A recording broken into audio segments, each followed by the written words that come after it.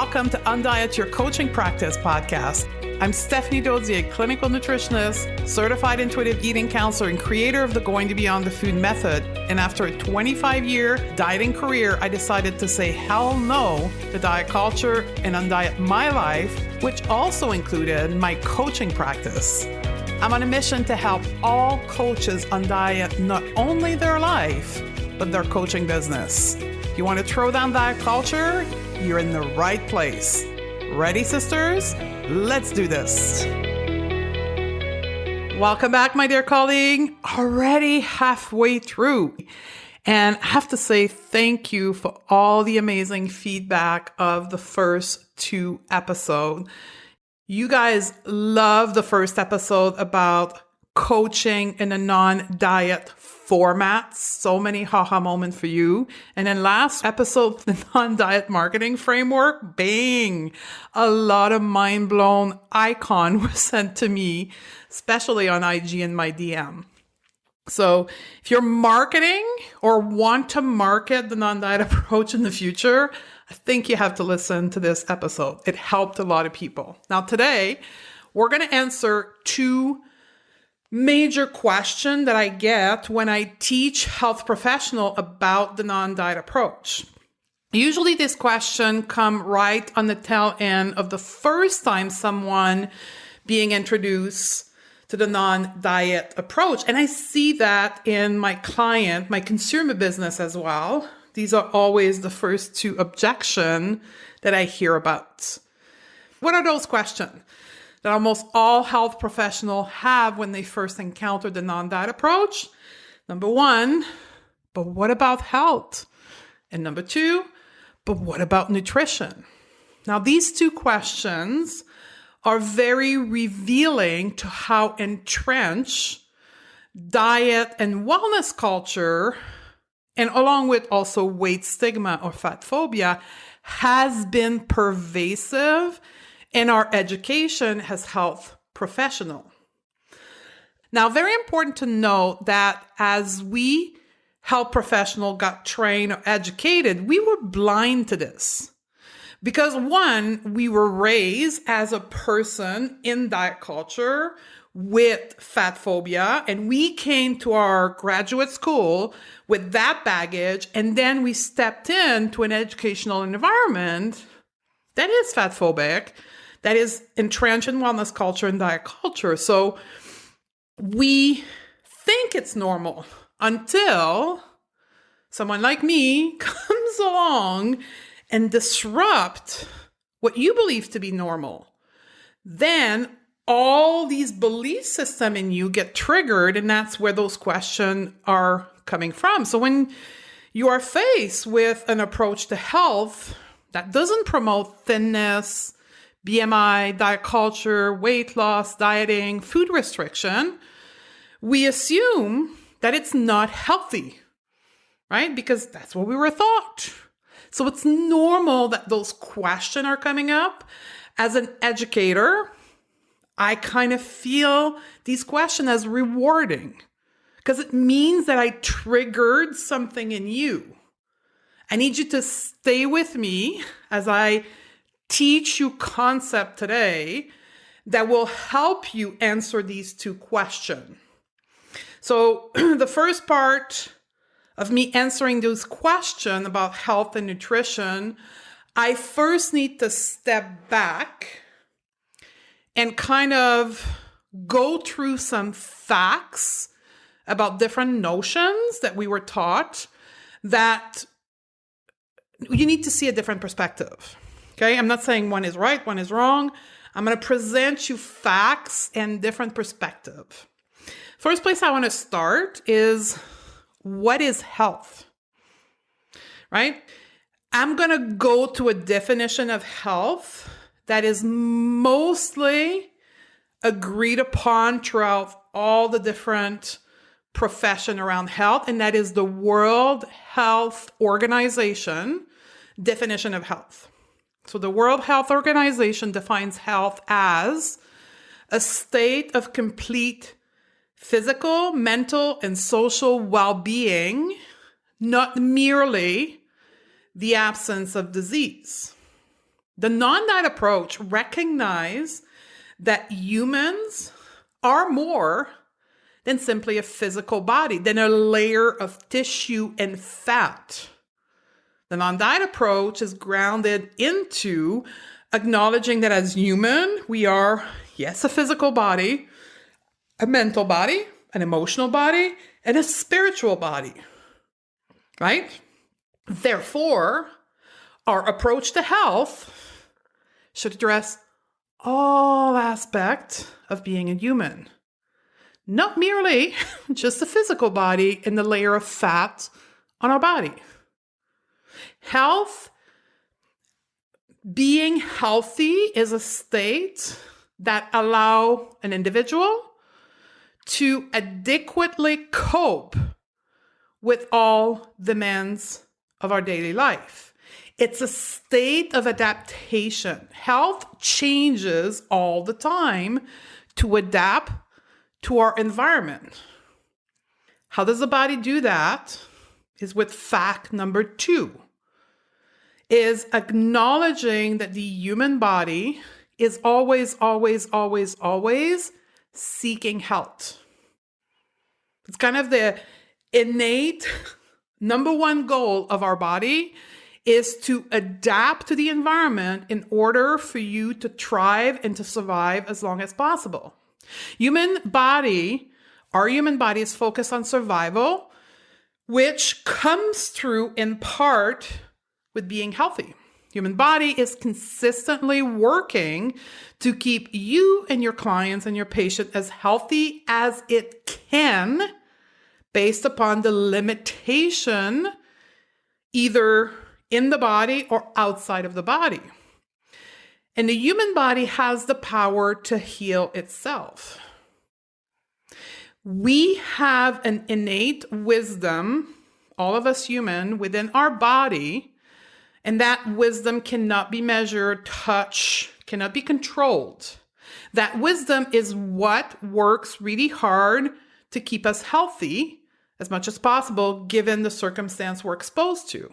That same wisdom is what we rely upon to feed ourselves, quote, naturally. That's the intuitive eating cues, hunger, fullness, and satisfaction. That's the innate wisdom of the human body. That same wisdom is also what manages our body weight. Even though, as modern human brain have tried really hard to control the metabolism of the human body over the last 80 years via dieting, pills, and all kinds of things, it has never worked, right? I mean, we're not going to get into the whole studies around why diet don't work on this podcast, but diet don't work, right? A whole other podcast on this. But we've tried and it doesn't work because the innate wisdom uses body weight as a function of keeping you alive in an environment. Fact number 3, health can never be, quote, achieved once and for all. That is just a selling thing from wellness culture, right? If you take this pill, you'll be healthy. Bullshit. That's not how it works. Health is a state of adaptation that allows you to ebb and flow. Health will vary at different stage of life, different event, different bacteria you encounter. Health is a continuum that requires you supporting your innate body wisdom as it adapt and strive for your survival. Now, key word here, not controlling, supporting. That is one of the tripping point of the non-diet approach versus a diet model, weight loss model approach to health. The diet weight loss model will try to control the body and push the body. Where for us, we support the innate wisdom that the body has to keep us healthy, which brings me to fact number 4. You can't white knuckle the human body into health. You can't. Although the wellness industry wants you to think you can. One of the great examples of that is, quote, biohacking. That is the epitome of patriarchy, masculine toxicity, trying to push the body to do something with tricks and all kinds of stuff. If it would work to white knuckle the human body, push the human body into health, we would have it figured out by now and everybody would follow the same formula. Fact number 5, we need to acknowledge. Diet and exercise is only 15% of what contributes to human health. What? I bet you, just like me, you were never exposed in your professional training to the social determinant of health. Were you? I weren't. 2 years of health science, 1 year of nutrition education, never exposed to this concept until I came to the non-diet world. So in the show note, I have linked to Goivo. It's an organization that has created amazing visual content to explain and depict what social determinants of health are. Okay? They've created this amazing resource based on the research around what determines health, based on the World Health Organization and the Kaiser Family Foundation. So they didn't pull them out of their ass. It's actually what the world recognizes as the social determinant of health, but most of us has never been taught that. So we think that food and exercise is what determines health, but it's not. So let's quickly look at what are the social determinants of health. I'm going to go through them very rapidly. Highly recommend you follow the link in the show note and go check them out for yourself and read in depth. But let's start with environment. Environment determined is 7% of the contribution to your health is determined by the environment. By that, we think hair quality, exposure to carcinogen, home hair quality, that kind of stuff. 7% of your health is determined by your environment. 11% of your health is determined by medical care. This means having access to healthcare, just the baseline, to having access to affordable healthcare is another very important. This is when we get into not everybody has access to health. Some people don't have access to any healthcare. Some others have, but with limited resources, right? We have to recognize that having access to affordable care is a privilege. I'll get to that in just a minute. More about privilege just in a minute. 22% of our health is determined by our genetic, pretty obvious, and our biology, right? So when you have a gene to a certain health condition, that doesn't mean you're going to have it, but you are at a much higher risk of certain disease than others. 24% of your health is determined by your social circumstance. Now, social circumstance includes, but not limited to, race, ethnicity, citizenship, income, education level, gender identity, sexual orientation. That's 24% of your health. It's something that's out of your control. The last bucket is individual behavior. 36% of your health outcome is determined by your individual behavior. Now, before you jump the gun and say, well, this is where people are responsible for their health, hold on. Here's what makes up individual behavior: mental health, mood, sleep. Right? Not everybody can sleep 8 hours a night. When you work 80 hours a week because you are on low income, maybe you can only sleep 4 hours a night. You really got to stretch your mind here. Mental health, mood, sleep, drug use, diet pattern, movement, gun control, motor vehicle, safety belt. So when we take all these things out and we look at just food and exercise, 15%. That's it. Yet, most of us have been taught in our education only about food and diet. If we could only do food and diet, everything would be fine and we would be healthy. Now, the consequence of that line of thinking, that elitist principle that doesn't recognize how privileged we have to be fully in control in our health, and even at that, many things are out of our control, leads people into obsession with health. This is what we're seeing more and more and more because people don't fully understand what health is made of, and they just watch social media and read the magazine and all the hacking and all the supplements and how bad certain food is. And people are led to believe that they are fully responsible for their health.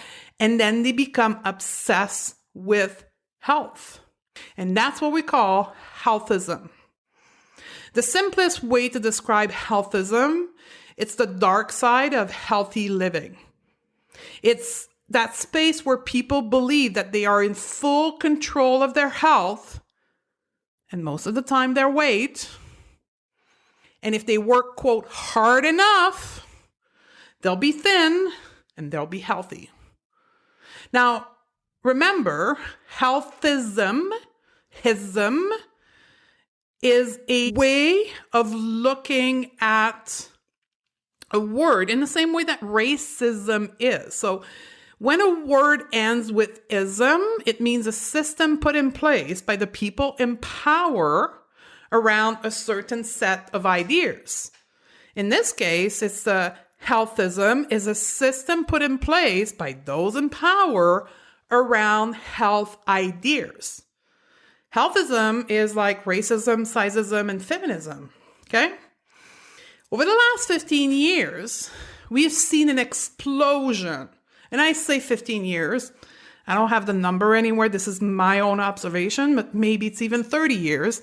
We've seen an explosion of wellness culture, of fit inspiration, and Gwyneth Paltrow pushing to people their responsibility towards health, and then buy my product, right? Buy my technique.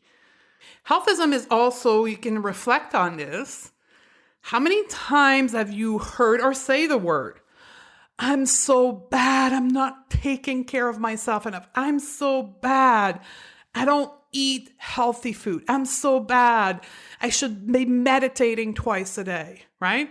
This I'm so bad, filling the blank with the health promoting behavior is healthism.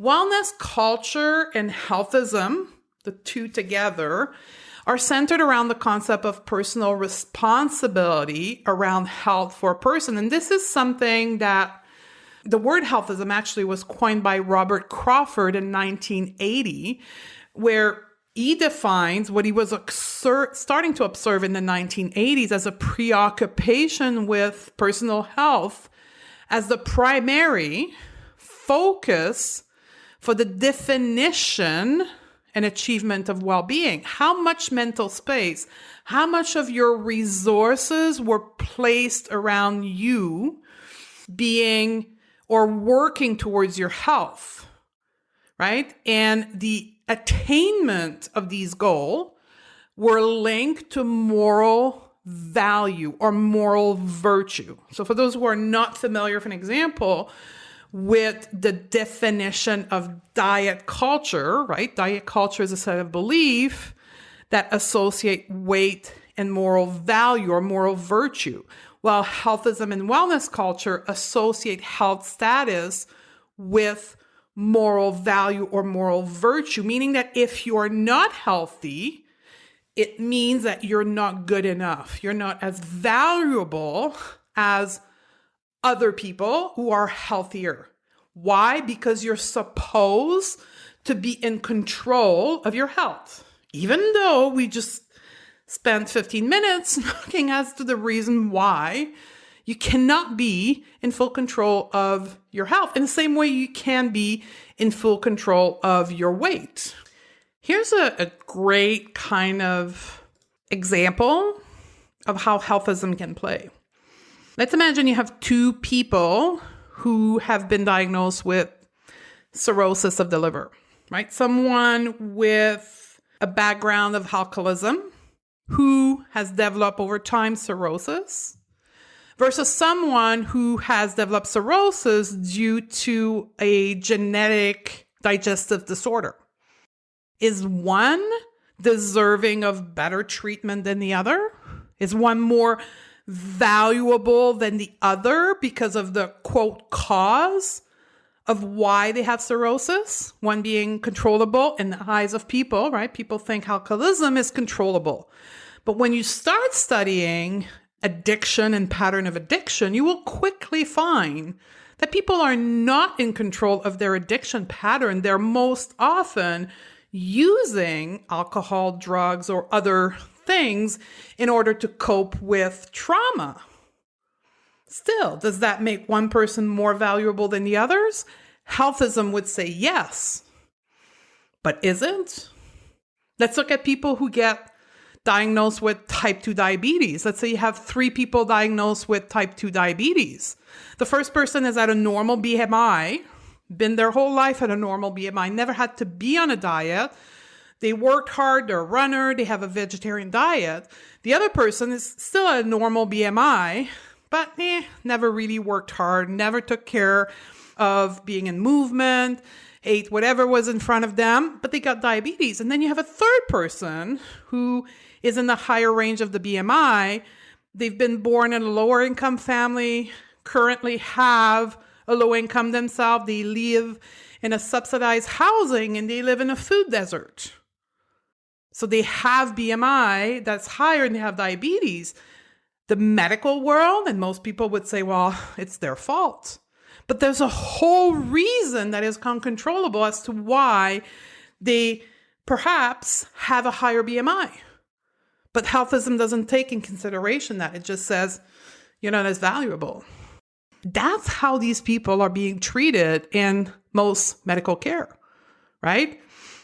And what happened when we treat people like this, when we, as practitioners, talk to people like this, because that's how we process their situation, because of our education and lack of awareness and social justice, and we end up having them in our office with this kind of thinking, there's an extreme side effect on their mental health and emotional health, right? Guilt and shame is deeply experienced by those people, right?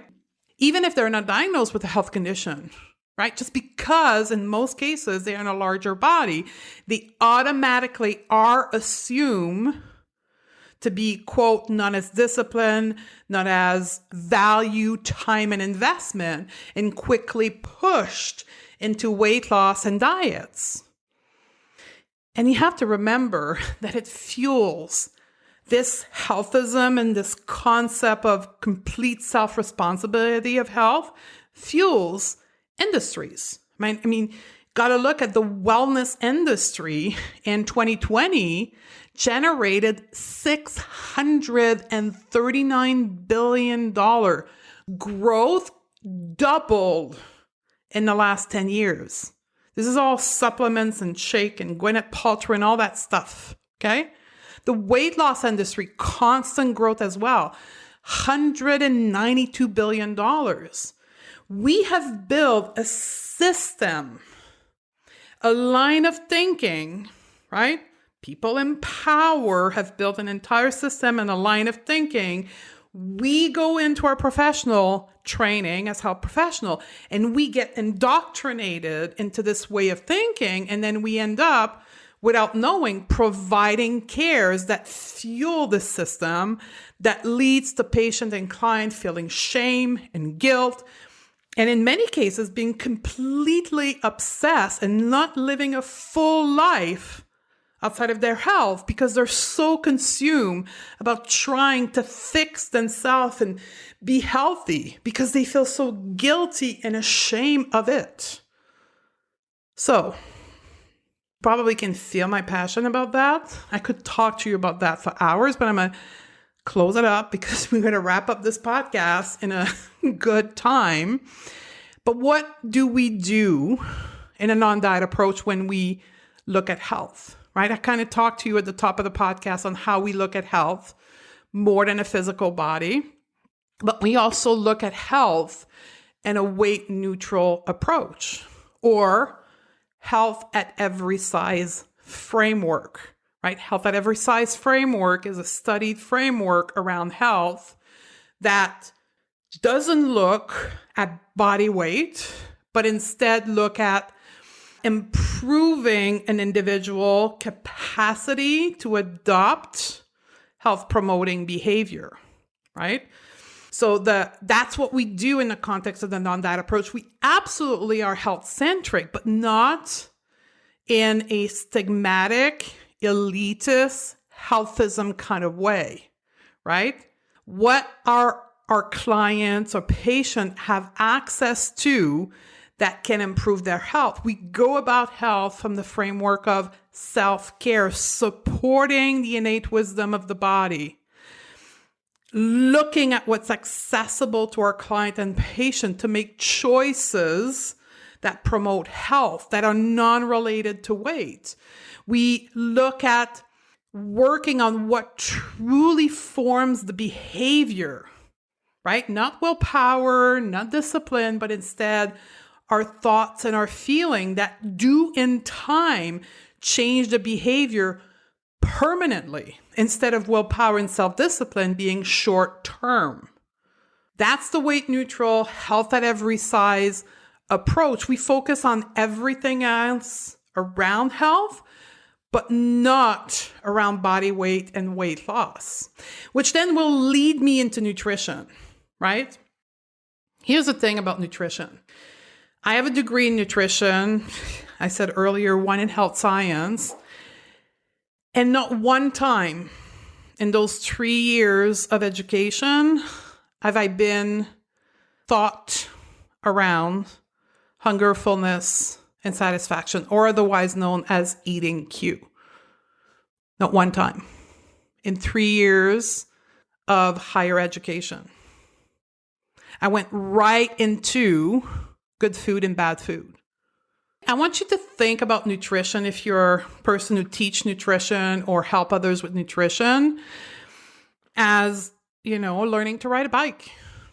I was taught to ride a bike and was sent right away to how shifting gear on a 21-speed bike. I was never taught about how to climb the bike, how to push the pedal, how to brake, how to stay up on my bike. None of that was taught to me. I went from knowing nothing nutrition to going into the advanced notion of nutrition, never being taught the basics, right? The eating cues. That's what nutrition in the context of a non-diet approach is can we just take a minute to go back to the basics? Before we teach someone about macronutrients and ratios of macronutrients, can we teach them about hunger, fullness, satisfaction? And you know what? When we start having those discussions with our client and we evaluate their relationship to food, because there's such a thing as an evaluation of our relationship to food, that science-based evaluation, TILCA assessment. I was never given that and have a degree in nutrition, people. I was never giving this assessment. That's what we start with. Let's forget about the complicated stuff. Let's start with the basic. Hunger, fullness, satisfaction. What we find is that 90% of our clients, mainly women or people identifying as women, have complete disconnection from hunger and fullness due to dieting. Then we need to look at how people perceive food. Most people perceive good food as good or bad. They avoid the bad, they restrict, they binge. We gotta repair the basics. We gotta repair this notion of good and bad food, eating cues, and then, and only then, can we start going into more complicated notion around food. That's what we call gentle nutrition. But the damage that we, as health professionals, through our diet-based teaching around food have done to the average population, for most of us, when we get our client in, requires months of work on reestablishing the basic around eating before we can go to gentle nutrition. Gentle nutrition is the nutritional approach in a non-diet way. And it's very simple, right? Making sure people have enough to eat. Most people that have been dieting don't eat enough, right? Have enough to eat. Balance. A balance of the 3 macronutrients. Bring variety in. And then the tipping point is individual food. And we never remove. We add. We help people look at how they feel when they eat certain food and empower them. What a concept. Empower them to make choices that makes them feel good, help them have high energy, help them get through their day. And that's the big centric point difference between a non-diet approach and a diet-based approach to health, is that we in a non-diet are not the expert. Our clients are the expert at their own body, or at least our journey with them will get them to this point. I like to say to people that my goal is to work myself out of a job. I want my client to have enough information to understand their body enough so they can manage their health. So let me wrap up this podcast here. So to answer the question, so what about health? Absolutely. The non-diet approach is health-centric, but in a weight-neutral, health at every size framework. So what about nutrition? Yes, we love nutrition, and we adopt that intuitive eating framework, and we repair the damage first, turn back the power to our client and face the food, and then we can start talking about gentle nutrition. If this approach sounds interesting to you and you want to learn how to change your professional approach or your practice to the non-diet approach, we have a mentorship program for health professionals. It's called the Non-Diet Mentorship Program, and it's a 6-month intensive program where we teach you professional skills and business skills to grow, change, adapt your practice in the non-diet approach. First, this is a lived experience, right? We need to dismantle our own biases, our own relationship to food, to body, to weight, and then adapt our practices to the non-diet approach. This mentorship, we have a wait list and we have 30 spots available. We open for the wait list application. We review application and select people. Just go on the wait list and you'll be able to apply as time comes. I would love to work with you. We're working with all professional backgrounds, from nutritionist to therapist to social worker to yoga teacher to fitness. You come with your professional background. That's not what we teach. What we teach is to help you in your profession to adopt a non-diet approach. And then we teach you business principle to create a private practice, because the non-diet approach is mostly practice and private practice. How to build an offer that would serve your client and allow you to generate an income, and for your client to live their best life, and you too as well. So if you're interested, I would love to work with you. All the links are in the show notes.